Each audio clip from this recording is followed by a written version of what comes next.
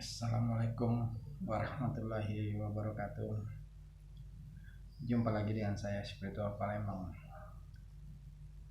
Baiklah, pada kesempatan kali ini kita akan membahas masalah keilmuan lagi ya. Dan khusus untuk malam ini kita akan membahas masalah pengunci jin. Ini yang akan kita pelajari. Tapi sebelumnya silakan kalian subscribe ya. Aktifkan lonceng notifikasinya serta bagikan kepada teman-teman Anda agar manfaat daripada video ini bisa dirasakan oleh semua orang. Bismillahirrahmanirrahim. Baiklah, begini, banyak sekali kita melihat kejadian di masyarakat ataupun juga misalnya di sekitar kita. Ada orang gila misalnya yang mengamuk misalnya, itu sulit sekali dihentikan ya. Atau juga orang kesurupan yang meronta-ronta yang tidak bisa dipegang ataupun juga lari ya. Ini banyak sekali kita alami. Nah, ada cara khusus agar orang yang lagi kesurupan atau orang gila yang mengamuk agar mereka bisa kaku ya, lumpuh dan tidak bisa bergerak. Nah, ini yang kita namakan dengan pengunci jin. Jadi ketika orang itu kerasukan, maka jin yang ada di dalam tubuh orang itu kita akan kunci sehingga dia tidak bisa berbuat apa-apa, bahkan tidak bisa lari ataupun bergerak. Nah, begini caranya. Yang pertama adalah niat ya. Misalnya orang ini lari ya. Jadi ketika orang ini lari, maka niatkan bahwa kita akan mengunci ya. Misalnya, ya Allah ya Rob, saya niatkan mengunci orang itu. Misalnya kita tunjuk dengan jari telunjuk kita ya, kita tunjuk dengan jari telunjuk kita.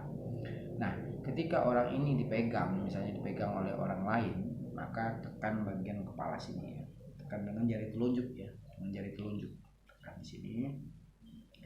Lalu kalian bacakan sholawat Nabi 1 kali ya, kalian bacakan sholawat Nabi 1 kali, lalu kalian bacakan mantra ini ya.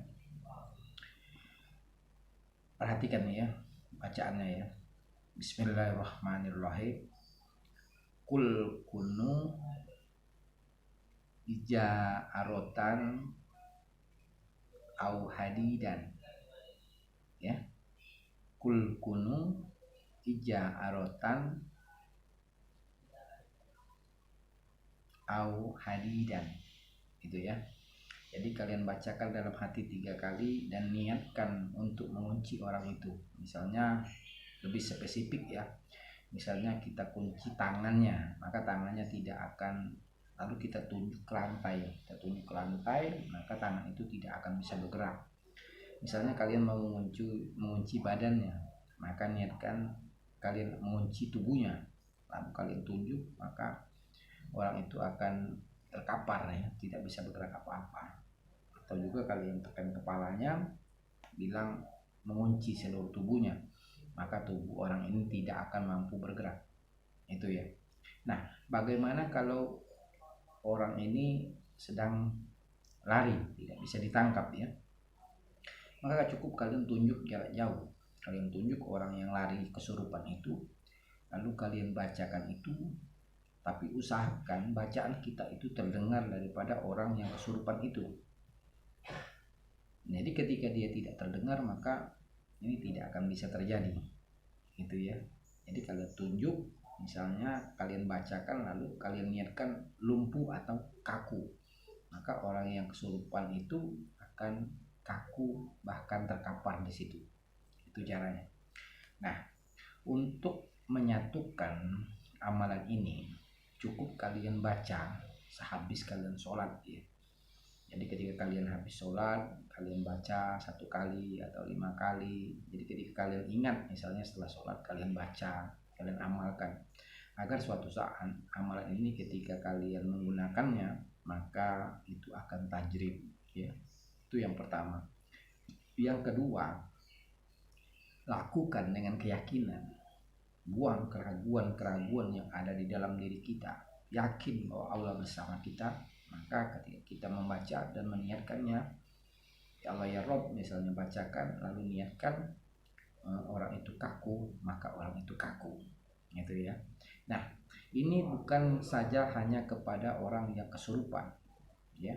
Jadi ini juga bisa dibacakan kepada orang yang mau menganiaya kita misalnya, atau mencuri barang kita. Kita tunjuk, kita bacakan dengan suara keras, niatkan dalam hati, maka orang itu akan lumpuh, gitu ya.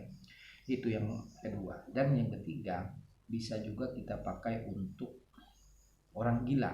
Nah, orang gila yang mengamuk misalnya, lalu kalian bacakan, kalian tunjuk, dan kalian niatkan agar dia tidak bisa bergerak atau berhenti mengamuknya, maka orang itu akan berhenti mengamuknya.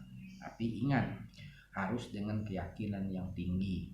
Buang keraguan, buang rasa takut, dan yakinlah kita bersama Allah Subhanahu wa taala. Maka apa yang kita niatkan itu akan diijabah oleh Allah Subhanahu wa taala.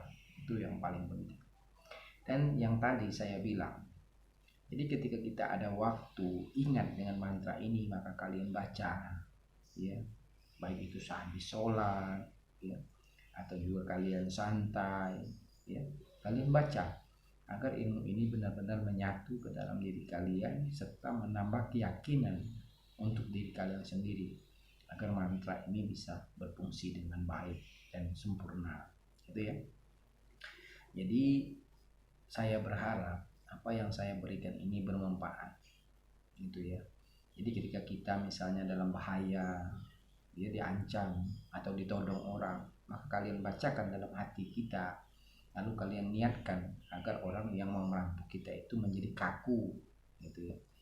Nah, insya Allah mudah-mudahan maka orang itu tidak akan jadi merampok kita, insya Allah mudah-mudahan ya.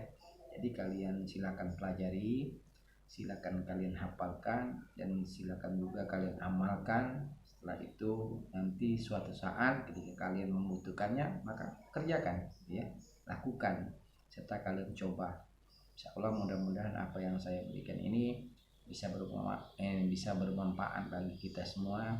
Dan silakan kalian bagikan video ini kepada teman-teman agar manfaat dari apa yang saya berikan ini bisa bermanfaat bukan hanya kepada diri kalian saja, tetapi bagi semua orang. Insya Allah mudah-mudahan akan menjadi amal jariah buat kita semua. Amin ya rabbal alamin. Berasa sampai di sini dulu pertemuan kita pada malam ini. Semoga di lain waktu kita bisa mempelajari hal-hal yang bermanfaat lainnya. Itu saja. Assalamualaikum warahmatullahi wabarakatuh.